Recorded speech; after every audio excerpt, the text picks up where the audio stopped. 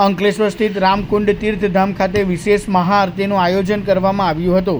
આ ધાર્મિક કાર્યક્રમમાં રાજ્યના જળ સંપત્તિ મંત્રી ઈશ્વરસિંહ પટેલ સહિત અનેક મહાનુભાવો ઉપસ્થિત રહ્યા હતા અને ભક્તિભાવપૂર્વક આરતીમાં જોડાયા હતા। નરેન્દ્ર મોદીએ દેશના ચૂંટાયેલા વડાપ્રધાન તરીકે સૌથી વધુ સમય સુધી સેવા આપવાની ઐતિહાસિક સિદ્ધિ હાંસલ કરી છે, ત્યારે તેમના સન્માનમાં વિશેષ આરતી ઉતારવામાં આવી હતી। આ પ્રસંગે તેમના દીર્ઘાયુ, આરોગ્ય અને દેશના સર્વાંગી વિકાસ માટે પ્રાર્થના કરવામાં આવી હતી। કાર્યક્રમ દરમિયાન મોટી સંખ્યામાં ભાજપના આગેવાનો, કાર્યકરો અને શ્રદ્ધાળુઓ ઉપસ્થિત રહ્યા હતા।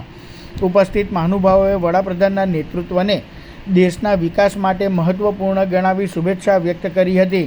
આ દેશના યશસ્વી પ્રધાનમંત્રી આદરણીય શ્રી નરેન્દ્રભાઈ મોદી સાહેબના પ્રધાનમંત્રી તરીકેના 12 વર્ષ પૂરા કરીને 13મા વર્ષે પ્રવેશ કર્યો ત્યારે અને ગુજરાતની અંદર પણ 2001થી 2014 સુધી રાજ્યના મુખ્યમંત્રી તરીકે પણ અનેકવિધ સેવાઓ કરીને આજે દેશના વડાપ્રધાન તરીકે જ્યારે 12 વર્ષ પૂરા કર્યા ત્યારે 13મા વર્ષના મંગળ પ્રવેશમાં મોદી સાહેબના દીર્ઘાયુ અને દેશની પ્રગતિ માટે સ્વાસ્થ્ય સારું રહે માટે આજે મહાઆરતીનો પ્રોગ્રામ રાખ્યો ત્યારે અહીંયા અમારા રામકુંડ મંદિર ખાતે હજારોની સંખ્યામાં ભાવિક ભક્તો આ મહાઆરતીનો એમણે લાભ લીધો ત્યારે મોદી સાહેબ જે રીતે 4399 દિવસ વટાવીને 4400 દિવસ સુધી પહોંચી રહ્યા ત્યારે મેં ખૂબ ખૂબ શુભેચ્છા પાઠવ્યો છે।